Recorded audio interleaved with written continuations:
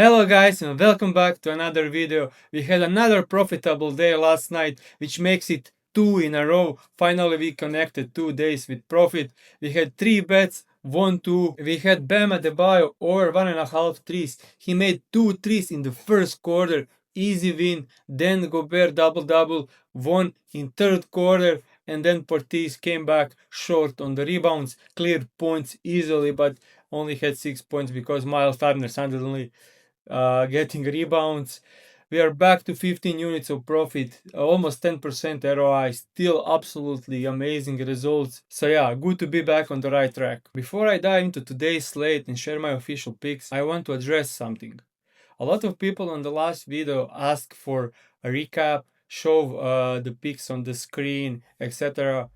The reason I'm not doing that because if I do share the picks on the screen and make a recap of the picks, people don't watch my videos. If you are just joining to get the picks, if you skip through the entire video just to get picks, you are kind of fucking me up. Like I don't get anything for this. I do this for free. Like I spend 5 to 6 hours doing the research and sharing the picks for free, and you don't have the time, like 10 to 15 minutes, to watch the entire video and you profit off of it. That's kind of disrespectful to the work, and it's not just a few of you. Like it's a ton of people. Most people just skip through picks. First pick 77% of people, second pick 75% of people, third pick 73% of people, and the fourth pick 70% of people. In between, 40% of you are watching. So like 40% of you don't watch my videos. I would rather just have 300 to 400 views, but people really watching the videos and helping me out grow rather than people just joining to get the picks. I don't know, guys. Like, if someone was giving me free picks that wins me money, at least I can do is watch his video to support his work. I started this because I wanted to share my knowledge and help you guys win on your own picks and tailing my picks. And of course, there are a ton of people that do actually watch the videos, and I appreciate you guys. This is not about you, but for the people that just skip to the picks and don't watch the video, please either start watching to help me grow, to help support my work, or don't watch it at all. Like, it's that simple. And to the loyal followers and watchers, guys, sorry for this big rant.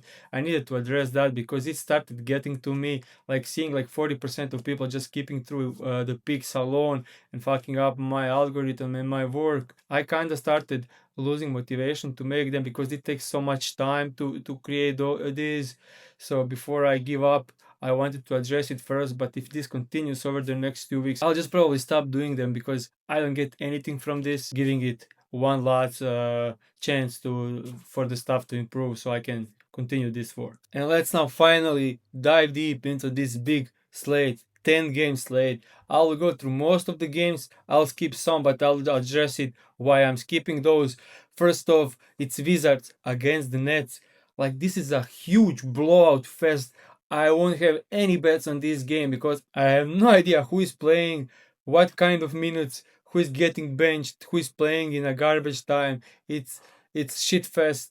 Looking at the last couple of games, we can see Sar blowout against the Knicks 25 minutes. Next game they win against the Pistons. He played only 18 minutes, got benched real quick.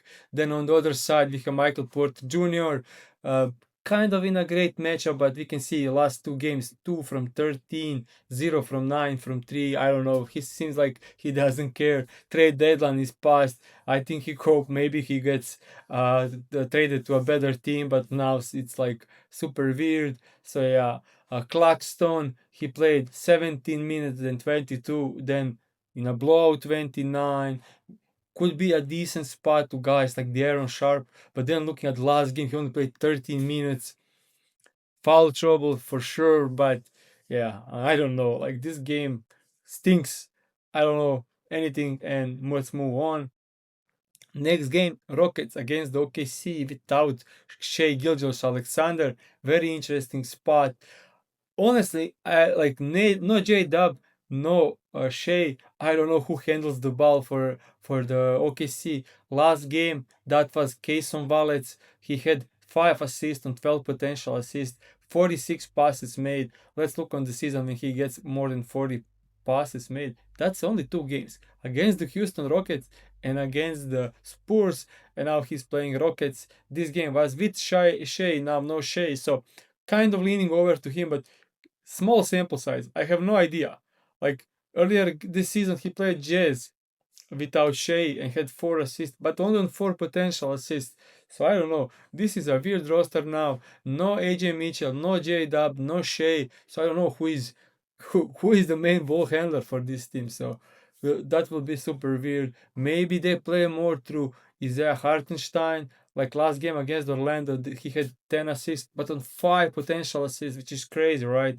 So earlier this season against the Rockets, he had 5 assists on 9 potential. So maybe that makes sense as well. So kind of interesting on the assist side, but Houston Rockets don't allow assists, so there is that as well. But I expect heavy double teams against Kevin Durant. I expect heavy double teams on against Alperen Şengün. And then things should open up for guys like Jabari Smith and Tari Eason. So my first official bet, Tari Eason over 17.5 points and rebounds. Pretty much widely available. I will play up to -135, but -130 at FanDuel, definitely a good spot for this bet. If you don't have this line, bet over 1.5 threes up to -130. Why? Because when he gets 20 plus minutes on the threes and facing teams that are not like top 5 in spot up allowed, we can see that he covered this line in 85% of the games, 17 out of 20 games. If he increase the minutes, obviously that gets much better. If he can go to like 24 plus minutes, he covered this in 12 out of 13 games. And we can see OKC allow second most catch and shoot, second most spot up, and they allow overall 6th most threes. So that looks great. But I kind of love like to go off of just shooting variants. I kind of like his points and rebounds, because on the season when he gets 26 or more minutes, he's now starting probably playing like 34. He covered this line in 11 out of 14 games, averaging 21 points and rebounds. And now there is no Steven Adams as well, so rebounding should be better. We can see that OKC allows 24th in the rebounds allowed. And let's check the rebounds alone for Tari Eason. Without Adams, he's averaging all 7.4 rebounds, and we can see that OKC allows 7 most rebounds and above average to his position. So great spot for rebounds as well, and for points he should be able to score from corners, from catch and shoot. So definitely a great spot, Tari Eason, and definitely enjoying the double teams on KD and Şengün should open up even more for Tari Eason. So first official bet, Tari Eason over 17.5 points and rebounds. Moving on to the next game, Mavericks against the Spurs. They played recently, but big thing for this game is Fox is questionable. Kind of makes this spot for Stefan Castle over assist, but it's kind of already juiced because Fox is questionable, so can't do much there. Wanted to bet Keldon Johnson unders, but if Fox is out, he gets increased minutes, so can bet that as well. We can see that Wemby crushed against them last game, but also he got insane efficiency, 5 from 9 from the 3-point line. That's huge. So I don't know. Not the greatest of games for me. Also, they kind of stick into the game last time they played, but I expect this to be a blowout. Spurs at home. Don't like this Dallas Mavericks team. They could get blown out. You can see Flag scored 32 points. Crazy efficiency against the Wemby inside, which is definitely not expected. And then we had Najee Marshall make 4 out of 7 threes, scoring 32 points for Najee Marshall. So huge game from Flag, huge game from Najee Marshall, and they lost double digits. If they don't get this kind of volume from them, I think this could be a blowout. So definitely leaning on some unders, but can't bet a guy that just scored 32 points against the same team under. Max Christie scored 20 points, even though he's a shooter and he didn't shoot well, 2 from 8. So if I was looking into the overs, this could be my spot for Max Christie. But as I said, expecting a blowout, so definitely staying away from this. Next game, Jazz against the Magic. For this game, I'll show you something. Lauri Markkanen, the last 2 games, they lost by 2 they won by 9. He got benched in both of these games. Played 27 minutes and last game 23 minutes. What's happening here? Utah Jazz is tanking into early February. We can do much. I can't predict what's going to happen tonight. He should get benched again, but if he doesn't get benched, like it's very tough to predict stuff. And for this one, I'll incorporate an additional tool, which is called NBA rotation. I'll just zoom out a bit so you guys can see. And let's check last game for Jazz against the Hawks. And now here on the screen, we see this is split into 4 quarters, and it's showing minutes a guy played. So look at the Lauri Markkanen here. We can see that he played like 15 minutes in the first half and then played 8 in the third quarter and then never returned. So he sit out last 15 minutes of the game, and it was a like close game. They lost by 2. They bench him so they can lose, so they continue tanking and get a better chance for a pick. So I don't know, like it's tough to predict. These we can see we had a Bryce sensible bet in that game. He came off the bench and was supposed to close over Lauri Markkanen, which is insane. So this is one additional tool to look into the rotations. It's called NBA rotation.info. So definitely something. I'll put the link into the description so you guys can check yourself. There will be another game where I'll show you why this helps with some of the stuff. Now let's go back to the props madness. So for this game, I was kind of leaning into Anthony Black over 1.5 threes, but it's already to 2.5, so I don't want to bet that stuff. Paolo Banchero assists, kind of he didn't, like it's minus 146, and which sucks, he's not covering those, but I can't bet the under in like the best matchup in the league, so I'm skipping that as well. Wendell Carter Jr. played horrible minutes last couple of games, but blowout, foul trouble.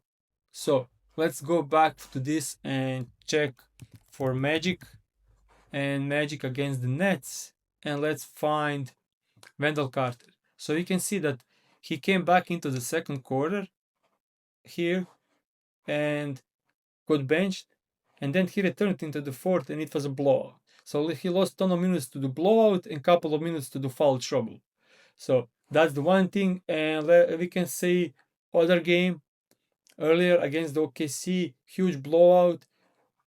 We can see that he played like 6 minutes in the third quarter and then never returned because it was a blowout. But let's check the first half minutes. He played 3, 6, 9 first quarter minutes and then played 8 second quarter minutes. So he played 17 minutes in the first half, so he was kind of on pace to play 32 minutes.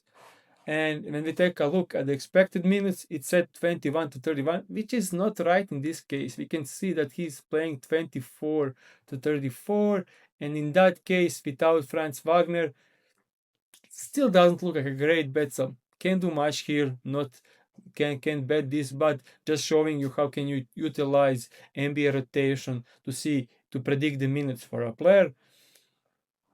So no bets from this one. As I said, I don't know, like Jaren Jackson Jr., is he going to play? How many minutes is he going to play?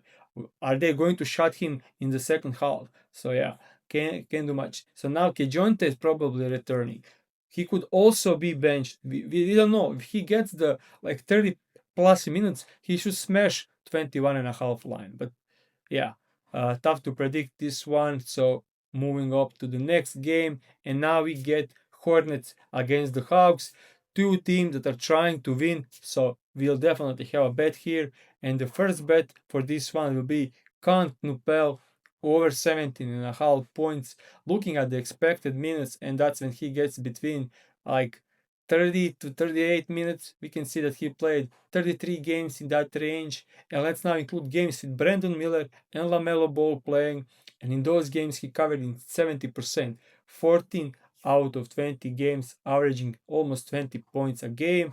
And when we check out head-to-head games, he 2 games against the Hawks, scored 28 in both games. So seems like matchup is working really well for him. But the thing that works actually really well for him is the pace. Miami is like high on the top, but then Hawks are the second highest pace in the league.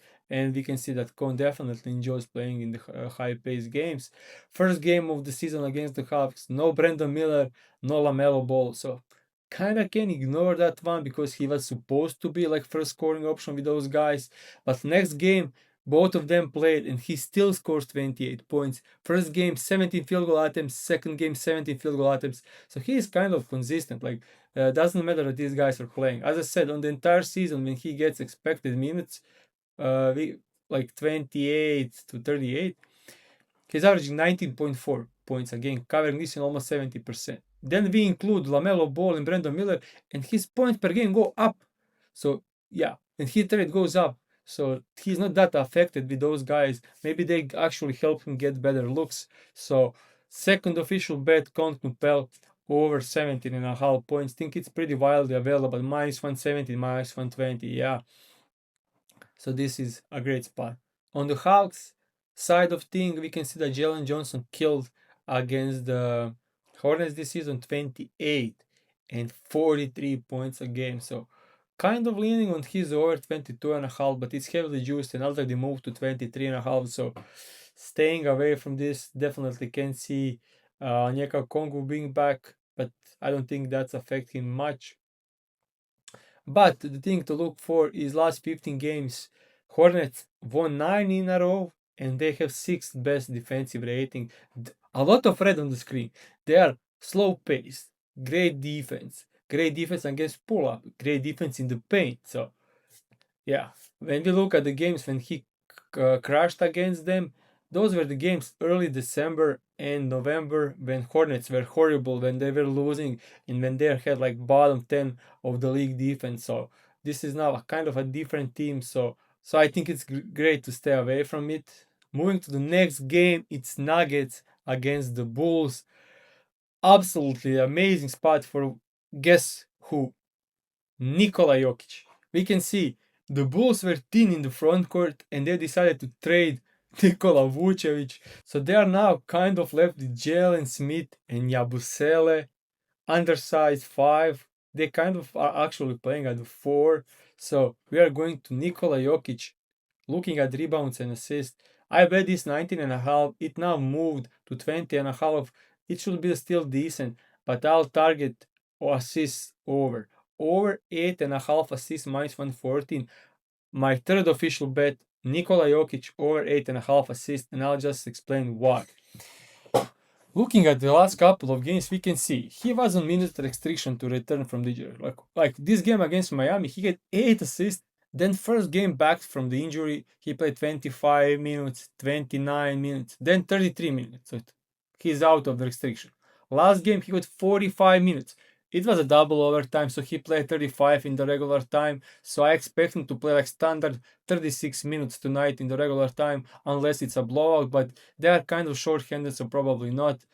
Matchup absolutely amazing. They allow the most to his dominant shooting zone. He makes 47% of his assists at the rim, and they allow the most assists there, and they also allow 4th most assists overall, 8th most to his position. Absolutely amazing. So let's now set the minutes to expected. And Nikola Jokic gets 30 to 38 minutes this season. He's averaging 11 assists a game, covering this in 17 out of 22, and now gets the best matchup in the league. Guys, I don't get why this line is set so low. The spread is only at 5.5, so this is not even supposed to be a blowout. So I definitely like this one. And if the game actually starts getting out of the way, we know Nikola Jokic is a guy that won't force stuff. He'll get his triple-double and that's it. So yeah. Earlier this season, we can see Sabonis covered his line. Şengün had 11 assists against the Bulls. And if you take a look at Nikola Jokic himself, he had 13 assists earlier this season against the Bulls. So definitely expect Jokic to get the assist. They are small up front, so they probably need to double team Jokic, and then he'll just kill them with his passes. So third official bet, Nikola Jokic over 8.5 assists, pretty much widely available. And then additionally, we're gonna bet half a unit on triple-double for Nikola Jokic because this is actually a great matchup for rebound as well because they are so undersized up front. And for that one, we have widely available plus 192, plus 185. So plus 180 pretty much wildly available for this one, and we are throwing additional half a unit on Nikola Jokic triple double because this looks great for rebounds and great for assists, and I hope Jokic gets 10 points like he did in every single game this season. Moving on to the next game, we have a shit show, which is Warriors without Steph against the Lakers without Luka Doncic. I won't have any bets on this because I have no idea what kind of defense they play now. Lakers defense should improve. I don't know what kind of defense and what kind of pace Golden State Warriors is playing without Steph. This game could get out of hand either way, especially since Warriors are just chucking up threes. So yeah, not much for this game for me. Also, I don't know if Reeves is out of minutes restriction now that there is no Luka. He returned 2 games ago, played 21 minutes in a blowout, then played 25 and scored 35 against the 76ers. So maybe there is something like for over if he gets 30 minutes, but I don't know if he does. So yeah, can't do much for this game. Moving on to the next one, 76ers. We have Devin Booker questionable. On the other side, Joel Embiid questionable. Another game where it's tough to do anything. So I will probably dive deeper into this one when we get the news, who is playing, who is not playing. But on the first look, can't do much here. Maybe back to edge comp as I expect Suns to double team both Tyrese Maxey and Joel Embiid. Tyrese Maxey played them earlier this season. They held him under 7 from 25. Horrible shooting. They are great against transition ball handler and above the break 3. So really tough matchup for him. When you look at the Joel Embiid, they kind of locked the shit out of Wembanyama, 9 points only. Jokic held him to 7 field goals in the entire game. Towns got double teamed as well. But then last couple of games they've been giving out points to the big. So they kind of started the season without doubling the best opposing players. Then throughout the middle of the season, they doubled the shit out of them. And then lastly, kind of went away from doubling. So I don't know. Tough to predict, but that's why I'm staying away. But if they do double, definitely a spot for Kelly Oubre or Edgecomb, but probably trusting Edgecomb a bit more like we did against the Lakers. So not much for this game with so many questionable key players. And then great game against Grizzlies against the Blazers. And for this one, if you have Jeremy Grant at 16.5, that's a great bet. And here is why. Last couple of games, we can see it, he was on minute restriction when he came back from the injury, 23, 22, 23 minutes. Then he was starting last 3 games, played 28 minutes against the Cleveland Cavaliers in a blowout. Close game, 33 minutes. Then another blowout, he got 28 minutes. So we are going back to NBA rotations to check the Blazers. And last game, we can see on the screen, Jeremy Grant played big minutes into the first half. Then in the second half, got 10 minutes in the third quarter. And then as he returned to the game, he left with 5 minutes left because it was a blowout. So he was on pace to play 34 minutes once again. Against the Suns, close game, he played 33 minutes. Against the Cleveland Cavaliers, he played 28. But we can see that he left the game with 3 minutes left, so he was kind of on pace to play 31. So he was on pace to play 30 plus minutes in all of 3 games. And now there is no Shadon Sharp, who got injured last night, and Avdia is questionable. So when we take a look for Jeremy Grant on the games when he gets 28 or more minutes on the season, he's averaging 32 minutes a game and almost 21 points a game. And they played last night and he scored 23 points against them in a blowout. Now gets the same matchup, gets the same probably 30 plus minutes without Sharp, probably without even Avdia. So this is a smash spot. Earlier this season he played against them without Drew, with Avdia, with Sharp, and scored 21 in 32 minutes. So this could be a great spot for Jeremy Grant. Can't make it official bet because it's not widely available. It's only on couple of spots, which is exchanges and FanDuel. Other spots get 17.5. Think still could be good, but we are going to bet Drew Holiday. Drew Holiday over 13.5 points because the same thing. He was on heavy minutes restriction. Last game against the Suns, close game, he played 29 minutes. Last game he played 25, and in the last game you can see he left the game with 10 minutes left on the clock. So he played 25 minutes even though he didn't play last 10 minutes of the game. So he was on the pace to play like probably 30 to 31 minutes.